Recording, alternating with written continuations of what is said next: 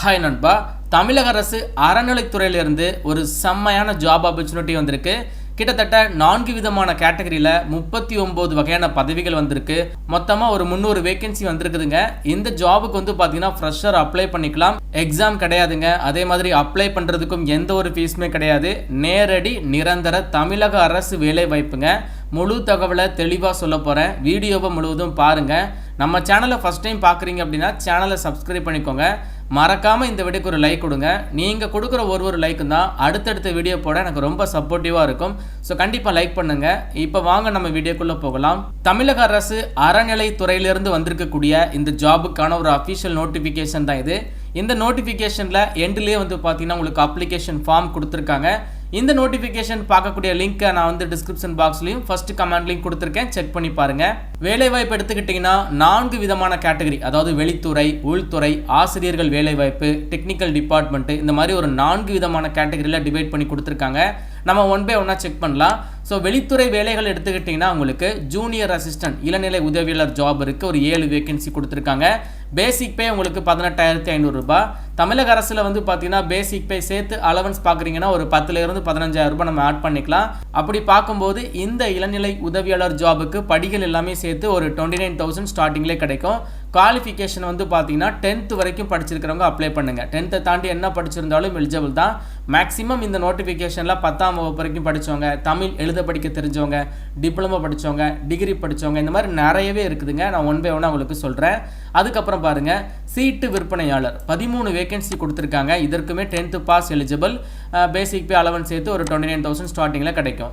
அதுக்கப்புறம் பார்த்தீங்கன்னா சத்திரம் காப்பாளர் அப்படின்னு சொல்லி ஒரு 16 வேகன்சி விட்டுருக்காங்க. சேம் குவாலிஃபிகேஷன், அதே மாதிரி உங்களுக்கு சேலரி ஆல்சோ ஸ்டார்டிங்கில் 29,000 கிட்டத்தட்ட கிடைக்குது. அதுக்கப்புறம் சீரியல் நம்பர் 4லேருந்து சீரியல் நம்பர் கடைசி கிட்டத்தட்ட சீரியல் நம்பர் 12 வரைக்கும் பார்த்தீங்கன்னா தமிழ் எழுத படிக்க தெரிஞ்சிருந்தாலே போதும். அந்த கேட்டகரியில் நிறைய வேலைகள் கொடுத்துருக்காங்க.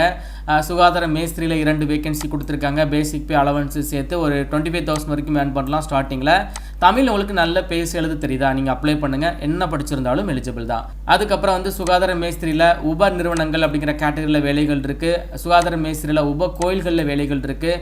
அதுக்கப்புறம் காவல் கேட்டகரியில் மலை கோயிலில் வேலைகள் இருக்குது. அதுக்கப்புறம் உப கோயில்கள் மற்றும் உப நிறுவனங்களில் வேலைகள் இருக்குது.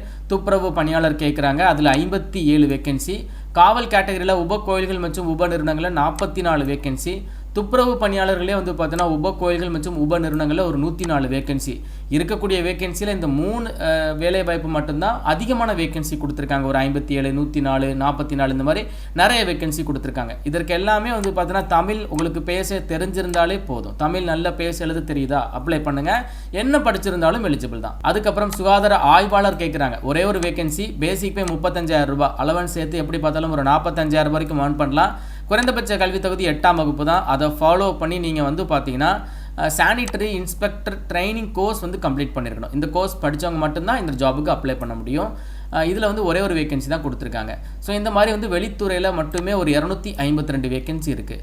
அதுக்கப்புறம் பார்த்தீங்கன்னா தொழில்நுட்ப காலி பணியிடங்கள், டெக்னிக்கல் டிபார்ட்மெண்ட்டில் என்னென்ன வேலைகள் இருக்குன்னு சொல்லி பார்த்துடலாம். உதவி பொறியாளர் கேட்குறாங்க.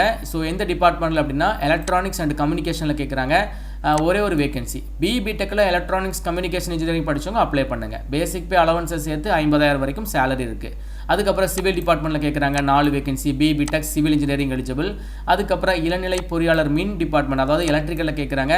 இதற்கு டிப்ளமோ எலக்ட்ரிக்கல் இன்ஜினியரிங் படித்தவங்களும் அப்ளை பண்ணிக்கலாம். அண்ட் தென் ஆட்டோமொபைலில் வேலை வாய்ப்பு இருக்குது. Diploma automobile eligible. அதுக்கப்புறம் பார்த்தீங்கன்னா மெக்கட்ரானிக்ஸில் வேலைகள் கேட்குறாங்க. டிப்ளமோவில் மெக்கட்ரானிக்ஸ் ஆர் ரோபோட்டிக்ஸ் படிச்சிருக்கீங்கன்னா அப்ளை பண்ணுங்கள். அதுக்கப்புறம் மேற்பார்வையாளர், அதாவது சூப்பர்வைசர் கேட்குறாங்க. சிவில் டிபார்ட்மெண்ட்டில் டிப்ளமோ சிவில் இன்ஜினியரிங் எடுத்து படித்தவங்க அப்ளை பண்ணிக்கலாம். இதற்கு பேசிக் பே அலவன்ஸை சேர்த்து ஒரு 35,000 ஸ்டார்டிங்கில் கிடைக்கும். அண்ட் தென் மேற்பார்வையாளர் இதில் இயந்திரவியல் மெக்கானிக்கல் டிபார்ட்மெண்ட்டில் கேட்டிருக்காங்க. டிப்ளமோ மெக்கானிக்கல் இன்ஜினியரிங் இதில் ஒரு 3 வேகன்சி இருக்குது. அதுக்கப்புறம் டிப்ளமோ எலக்ட்ரிக்கல் படித்தவங்களுக்கு 2 வேகன்சி கொடுத்துருக்காங்க. அதுக்கப்புறம் தொழில்நுட்ப உதவியாளர் அப்படிங்கிற கேட்டகரியில் ஒரே ஒரு வேகன்சி. இந்த ஜாபுக்கு பார்த்தீங்கன்னா டிப்ளமோவில் எலக்ட்ரானிக்ஸ் அண்ட் கம்யூனிகேஷன் இன்ஜினியரிங் படிச்சிருக்கணும். அதுக்கப்புறம் டிப்ளமோ மெக்கானிக்கலுக்கு இன்னொரு வேலை வாய்ப்பு இருக்குது. தொழில்நுட்ப கேட்டகரியில் உதவியாளர் கேட்குறாங்க. கணினி இயக்குபவர் கேட்குறாங்க. ஒரு 3 வேகன்சி. இந்த ஜாபுக்கு டிப்ளமோவில் கம்ப்யூட்டர் சயின்ஸ் படித்தவங்க அப்ளை பண்ணிக்கலாம். அண்ட் அடிஷ்னலாக பார்த்தீங்கன்னா தமிழ், அதுக்கப்புறம் இங்கிலீஷ் உங்களுக்கு எழுத தெரிஞ்சிருக்கணும் அப்படிங்கிறத போட்டிருக்காங்க. அண்ட் இதை ஃபாலோ பண்ணி ஆய்வக நுட்பனர் கேட்குறாங்க. ஸோ இதில் டிகிரி பார்த்தீங்கன்னா கெமிஸ்ட்ரி இல்லைனா பயோ கெமிஸ்ட்ரி எடுத்து படிச்சிருக்கவங்க அப்ளை பண்ணிக்கலாம். அதுக்கப்புறம் வின்ச் ஆப்ரேட்டர் வந்து கேட்குறாங்க. இது வந்து ஐடிஐ கேட்டகரியில் வருது. இவங்க சொல்லியிருக்கக்கூடிய இந்த வின்ச் ஆப்ரேட்டரில் ஐடிஐ ட்ரேட் படிச்சிருக்கிறவங்க அப்ளை பண்ணிக்கலாம். அதுக்கப்புறம் மிஷின் ஆப்ரேட்டர் கேட்டிருக்காங்க. சேம் இதுவுமே ஐடிஐ குவாலிஃபிகேஷன் தான். அதுக்கப்புறம் ஹெல்ப்பர் இருக்குது, ஓட்டுநர் வேலைகள் கூட இருக்குதுங்க. ஸோ ஓட்டுநர் எடுத்துக்கிட்டிங்கன்னா குறைந்தபட்ச கல்வி தகுதி 8ஆம் வகுப்பு தான். அதை ஃபாலோ பண்ணி உங்களுக்கு அப்ளை பண்ணுற கேண்டிடேட்க்கு லைட் இல்லைனா வந்து ஹெவி வெஹிக்கிள் டிரைவிங் லைசன்ஸ் வேணும். 1 இயர் வந்து ஃபீல்டு எக்ஸ்பீரியன்ஸ் கேட்குறாங்க. எப்போவுமே ஓட்டுநர் ஜாபுக்கு கண்டிப்பாக எக்ஸ்பீரியன்ஸ் கேட்பாங்க. 1 வருடம் வரைக்கும் எக்ஸ்பீரியன்ஸ் வேணும். அதுக்கப்புறம் பார்த்தீங்கன்னா ஆசிரியர் காலி பணியிடங்கள், இதில் வந்து பார்த்தீங்கன்னா ஒரே ஒரு வேலைகள் தான் இருக்குது. ஸோ பதவியின் பெயர் எடுத்துக்கிட்டிங்கன்னா ஆகம ஆசிரியர் அர்ச்சகர் பயிற்சி பள்ளி. ஓகேவா, இது ரிலேட்டடான, அதாவது இந்த அர்ச்சகர் பயிற்சி பள்ளி ரிலேட்டடான டிகிரி வந்து கம்ப்ளீட் பண்ணவங்க நீங்கள் அப்ளை பண்ணிக்கலாம். அதுக்கப்புறம் ஃபைனலாக உள்துறை காலி பணியிடங்கள். இந்த உள்துறையில் வந்து பார்த்தீங்கன்னா மலை கோயிலையும் உபகோயிலையும் வந்து பார்த்தீங்கன்னா அர்ச்சகர் லைக் இந்த மாதிரியான ஜாப்லாம் வந்து அவைலபிளாக இருக்குது. ஸோ தமிழ் வந்து நல்லா எழுத படிக்க தெரிஞ்சிருக்கணும். அதை ஃபாலோ பண்ணி இப்போ அர்ச்சகர் ஜாப் இருக்குதுன்னா ஸோ அர்ச்சகர் ரிலேட்டடாக நீங்கள் வந்து நாலேஜ் ஆர் ஸ்கில் சர்டிஃபிகேட் எல்லாம் வச்சுருக்கணும். அது ரிலேட்டடாக ட்ரைனிங் கோர்ஸ்லாம் இருக்குது. அதெல்லாம் முடிச்சவங்க மட்டும் தான் அந்த ஜாபுக்கு அப்ளை பண்ண முடியும். அதே மாதிரி வந்து பார்த்தீங்கன்னா தவிலில் கேட்குறாங்க, தாளமில் வேலைவாய்ப்பு இருக்குது, மாலை கட்டி அதில் வேலைகள் இருக்குது. இந்த மாதிரி ஜாபுக்கெலாம் வந்து பார்த்தீங்கன்னா தமிழ் எழுத படிக்க தெரிஞ்சிருக்கணும். அதை ஃபாலோ பண்ணி இப்போ தவில் கொடுத்துருக்காங்க, நாதஸ்வரம் கொடுத்துருக்காங்கன்னா அதில் உங்களுக்கு நாலேஜ் இருக்கணும். ஸோ அதை தான் மென்ஷன் பண்ணியிருக்காங்க. பேசிக் பே அலவன்சஸ் எல்லாமே சேர்த்து இந்த உள்துறை காலி பணியிடங்களில் வந்து பார்த்தீங்கன்னா ஒரு 15,000 ரூபாய் பேசிக் பே போட்டிருக்காங்களா, அலவன்ஸ் எல்லாமே சேர்த்து ஒரு 25,000 26,000 வரைக்கும் நீங்கள் earn பண்ணலாம். மொத்தமாக வந்து பார்த்தீங்கன்னா 296 வேகன்சி, கிட்டத்தட்ட 300 வேகன்சி விட்டுருக்காங்க. இந்த ஜாப் எங்கேருந்து ரிலீஸ் ஆயிருக்கு அப்படின்னா அருள்மிகு தண்டாயுதபாணி சுவாமி திருக்கோவிலில் தான் ரிலீஸ் ஆயிருக்கு. சரிங்களா, ஆஃப்லைன் மோட் அப்ளிகேஷன் தான். உங்களுக்கு அப்ளிகேஷன் வந்து இப்போ லைவில் தான் இருக்குது. நீங்கள் என்ன பண்ணணும், அப்ளிகேஷன் ஃபார்மை ஃபில் பண்ணி சென்ட் பண்ணி கொடுக்கணும். லாஸ்ட் டேட் வந்து பார்த்தீங்கன்னா ஜனவரி மாதம் 8. சரியாக பார்த்தீங்கன்னா இன்னிலேருந்து ஒரு 4 நாள் மட்டும்தாங்க டைம் இருக்குது. ஜஸ்ட் ஒரு ரிமைண்டர் போஸ்ட்டாக கூட இதை எடுத்துக்கோங்க. அடிஷ்னலாக என்னென்ன நிபந்தனைகள் வந்து கொடுத்துருக்காங்க, குறைந்தது 18 வயது கம்ப்ளீட்டாக இருக்கணும். அதிகபட்சம் 45 வயது வரைக்கும் இருக்கிறவங்க அப்ளை பண்ணிக்கலாம். அப்ளை பண்ணுறவங்க இந்து மதத்தை சார்ந்தவராகவும் இறை நம்பிக்கை உடையவராகவும் இருக்க வேண்டும். ஒரு பதவிக்கு நீங்கள் தனித்தனியாக அப்ளை பண்ணுங்கள் அப்படின்னு போட்டிருக்காங்க. அதாவது மல்டிபிள் ஜாப்ஸ்க்கு நீங்கள் எலிஜிபிளாக இருக்கீங்க அப்படின்னா தனித்தனியாக அப்ளிகேஷனை நீங்கள் சென்ட் பண்ணி கொடுக்கணும்.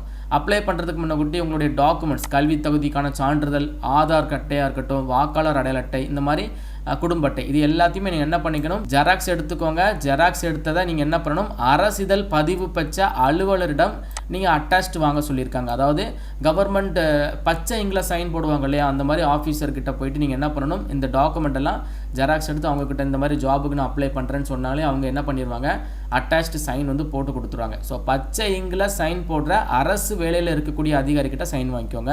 அண்ட் இன்னும் ஒரு சில நிபந்தனைகள் வந்து கொடுத்துருக்காங்க, அதையும் தெளிவாக ரீட் பண்ணிவிட்டு அதுக்கப்புறம் நீங்கள் அப்ளிகேஷனை ப்ரொசீட் பண்ணுங்கள். ஸோ இந்த நோட்டிஃபிகேஷன் எண்ட்லேயே உங்களுக்கு அப்ளிகேஷன் ஃபார்ம் இருக்குது. இந்த அப்ளிகேஷன் ஃபார்மை நீங்கள் ஃபில் பண்ணிக்கோங்க. நீங்கள் இந்த கோயில்களுக்கு பக்கத்தில் இருக்கீங்கன்னா ரொம்ப சிம்பிள், அப்ளிகேஷனை ஃபில் பண்ணிவிட்டு டேரெக்டாக கொண்டு போய் நீங்கள் கோயிலில் கொண்டு போய் கொடுத்துடலாம். ஓகேவா, அப்படி இல்லைனா நீங்கள் போஸ்ட் மூலமாக, அஞ்சல் மூலமாக நீங்கள் சென்ட் பண்ணி கொடுத்துருங்க. எந்த அட்ரஸ்க்கு சென்ட் பண்ணணும் அப்படிங்கிறதையும் கொடுத்துருக்காங்க. திண்டுக்கல் மாவட்டம், இந்த அட்ரஸ் தான் சென்ட் பண்ணணும். அதே மாதிரி நீங்கள் அப்ளை பண்ணுறதுக்கு முன்னாடி இப்போ அப்ளிகேஷன் ஃபார்ம், செல்ஃப் அட்டஸ்ட், அந்த அட்டஸ்ட் வாங்கியிருப்பீங்களா, ஜெராக்ஸு, இது எல்லாத்தையுமே ஒரு ஆஃபீஸ் கவரில் போட்டு அந்த ஆஃபீஸ் கவரில் ஃப்ரண்ட்டில் வந்து பார்த்தீங்கன்னா என்ன ஜாபுக்கு அப்ளை பண்ணுறீங்க, பணியிட வரிசை எண்ணையும் நீங்கள் மென்ஷன் பண்ணணும். சீரியல் நம்பர் கொடுத்துருக்காங்க இல்லையா, 39 காலி பணியிடங்கள் இருக்குது. சீரியல் நம்பரை மென்ஷன் பண்ணி அது என்ன ஜாப் அப்படிங்கிறதையும் மென்ஷன் பண்ணி பணியிடத்திற்கான விண்ணப்பம் அப்படிங்கிறத ஃப்ரண்ட்டில் ஆஃபீஸ் கவருக்கு ஃப்ரண்ட்டில் நீங்கள் எழுதிடுங்க. அதுக்கப்புறம் அதில் நீங்கள் என்ன பண்ணணும், டூ அட்ரஸை எழுதி நீங்கள் என்ன பண்ணிடுங்க, அனுப்பிச்சி கொடுத்துருங்க.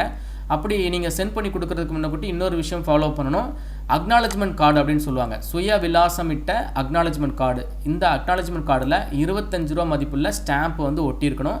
நீங்கள் போஸ்ட் ஆஃபீஸ் போயிட்டு இந்த மாதிரி 25 ரூபா மதிப்பு உள்ள ஸ்டாம்ப்பு ப்ளஸ் அக்னாலஜ்மெண்ட் கார்டு கேட்டாலே அவங்க கொடுத்துருவாங்க.